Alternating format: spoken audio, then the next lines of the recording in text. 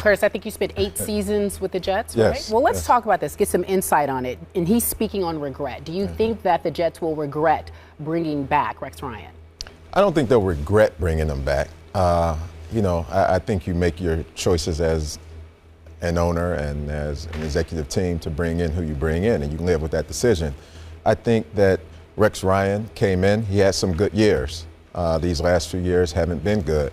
And so now we're talking about regret. But, I think the future will tell that story, because the way New York is and the way the fans is and the way the NFL is if you don't win, you're not going to be there too long. But I don't think they'll regret it. I don't regret that they brought him there. I think Rex is a good coach. Well, first of all, I think he's a brilliant defensive mind. Yeah.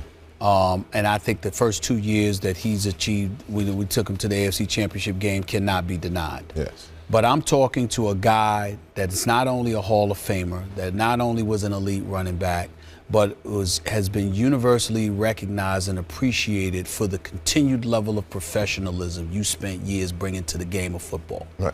So I ask this question to you. When you consider how 2 years ago ended that last game in Miami where near mutiny took place and Santonio Holmes had to run to the bench because the offensive lineman wanted to beat him up because there was some friction going on in the huddle, the stuff that was going on in the locker room, the stuff that was leaked out about Tim Tebow from anonymous players last year, the fact that Rex Ryan, had a tearful mea culpa talking about he didn't know there was so much friction and controversy. All of these things have transpired in the last 2 years. As a former Jet, despite what you appreciate about Rex Ryan, the football mind, how do you feel about the atmosphere that has clearly regressed in the New York Jets locker room with Rex Ryan at the helm over the last 2 years? Well, listen, and this is my honest answer to that, is that I don't know how it's actually regressed in the locker room. From an outside point of view, that's what it looks like. A lot of times, I remember when I was playing, the perception outside the locker room was much different than what it was inside the locker room. Now, if there are players inside the locker room who start saying that it's the way it's perceived, then I think we have a problem. But until then, you have to deal with that as hearsay. Because literally, I mean, and that's really, there's a lot of times where inside the locker room is perceived totally different than what it really is. I get it. By the way, let me point out, Curtis Martin looks like he can still play football. You look top shape, looking sharp. Looks are deceiving. Well, I don't know about that. He boxes too, so I he might know be he does. Yeah. Did he ever get you to box? No, but I have been in the gym. Yes, I've been trying to get him to box me for like 2 years. I'm not doing that. You ain't hit me. Don't do it. I don't punch back. As I see. Well, back to Rex Ryan. I am starting to feel sorry for Rex Ryan. I do not believe he should have been brought back. I thought it was incumbent upon a Woody Johnson as the owner. If you're going to change GMs and eliminate Rex's GM, the guy who came in with him, you need to go forward and let the new GM bring a new coach, because clearly Rex is being used, and I underline the word used, as a stopgap coach. He is lame duck, whether he wants to admit it publicly or not, they won't. But clearly John Idzik has different ideas about the quarterback, about the direction of the football team, and I don't believe Rex is going to be happy staying on as quote-unquote defensive coordinator. That's basically what he's been reduced to now. And I, for one, got a kick out of it on Saturday night. He openly defied the orders from above, from his new GM, and played Mark Sanchez late just to kind of stick it to the quarterback who was chosen high in the second round by the new GM and Geno Smith.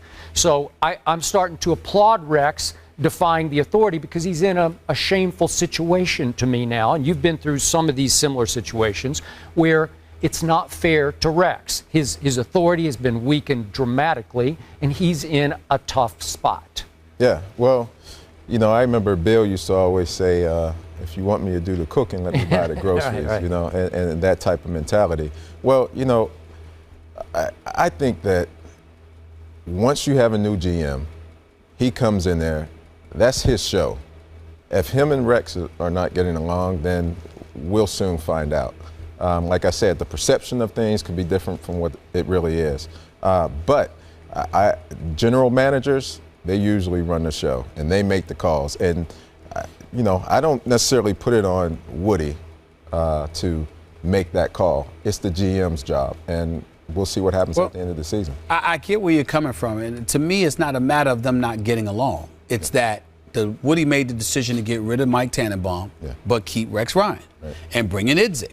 Idzik's the GM, so GMs call the shots. Well, I guess for me, my question is that I've always been in the mindset, like, for example, I'm a fan of Rex Ryan, believe it or not, as critical as I can be about him. I really hope he does well because I don't want him to get fired.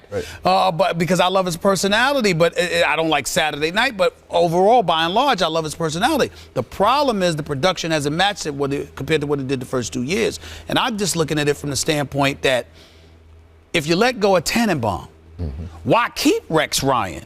Because you're basically attaching that lame duck status to him by keeping him on board when you got rid of the GM because you just didn't want to lose the money, because if you fired him, you're going to still have to pay Rex. That's the impression that it's given. I just want to know your thoughts about that. Well, you know something? I look at it from this angle.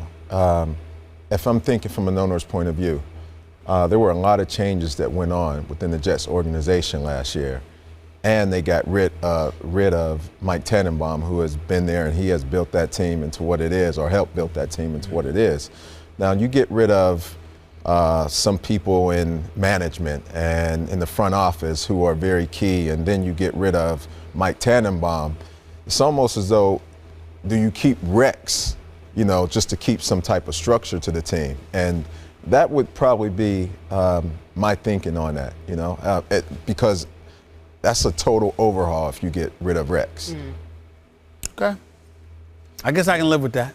Yeah. And again, the new GM, he'll make that call after this year.